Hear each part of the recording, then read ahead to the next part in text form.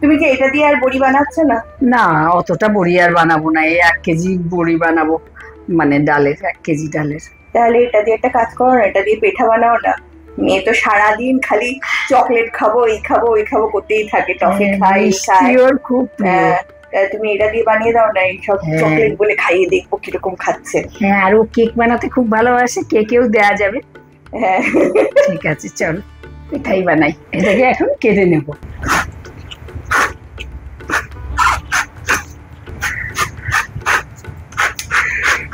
খোসাটা ভালো করে ফেলবো, বুকের অংশটা ভালো করে ফেলবো, তারপর টুকরো করব। আমি খুব বড় করছি না, মোটামুটি।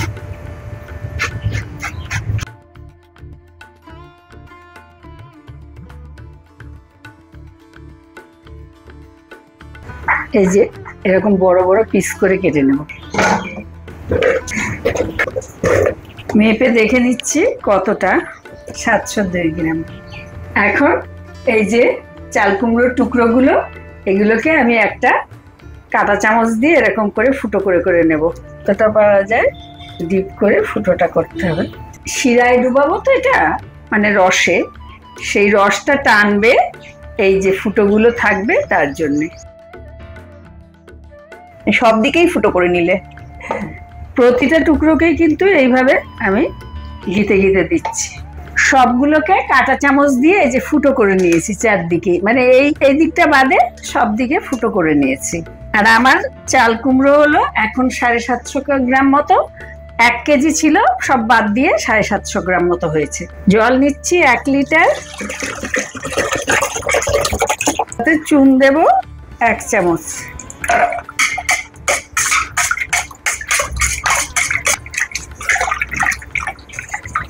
ভিজিয়ে দিচ্ছি।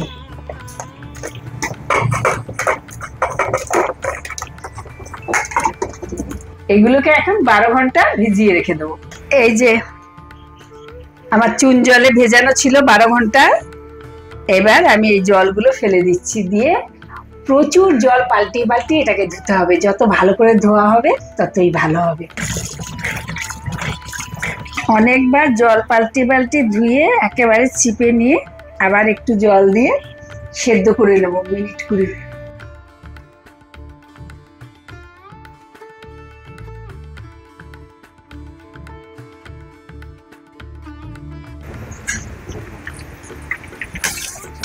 এই দেখুন, আরো একটু ট্রান্সপারেন্ট হবে। খানিকটা হয়েছে, আরো খানিকটা হবে, এখনো হয়নি।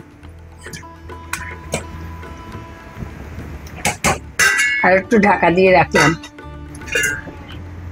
এই যে দেখুন, সব ট্রান্সপারেন্ট হয়ে গেছে। এখন আমি এগুলো নামিয়ে নেব। 20-25 মিনিটেই লাগুক আর একটু বেশি সময়ই লাগুক, ট্রান্সপারেন্ট হয়ে গেলে নামিয়ে নেবে।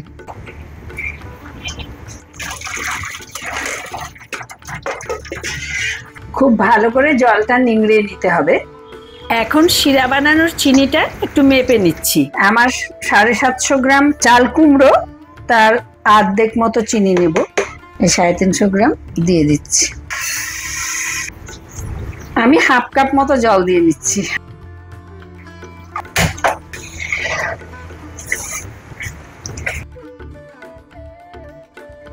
এই সেদ্ধ চাল কুমড়ো গুলো থেকে জলটা চিপে রাখছি। প্রচুর জল রয়েছে ওদের মধ্যে, ফুটো করা তো, তাই জন্য। সবকটাকে খুব ভালো করে চিপে নিয়ে নিয়েছি। এবার এগুলোকে চিনির শিরায় অনেকক্ষণ ধরে সময় নিয়ে ভালো করে ফোটাবো। চাল কুমড়োর মধ্যে যেটুকু জল থাকবে সেটাও বেরিয়ে শিরাটা একটু পাতলা হবে। আবার যখন শিরা ঘন হবে তখন আমি নামাবো।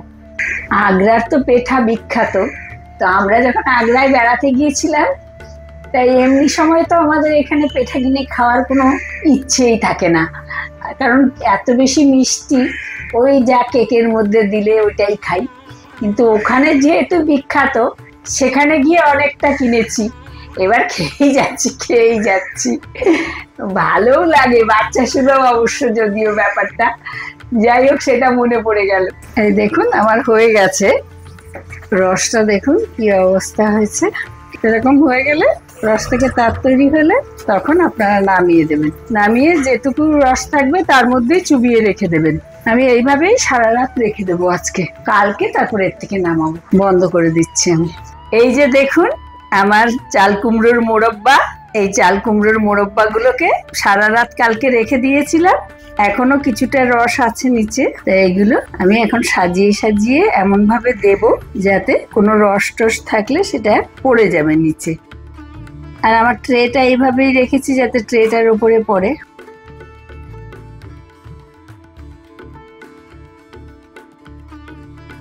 এগুলোকে এখন পাখার তলায় রেখে দেবো। পাখার তলায় থাকলে এগুলো বেশ শুকিয়ে যাবে।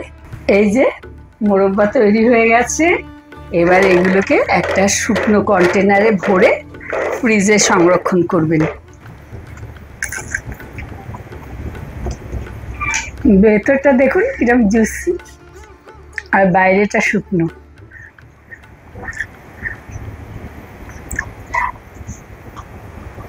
দারুণ।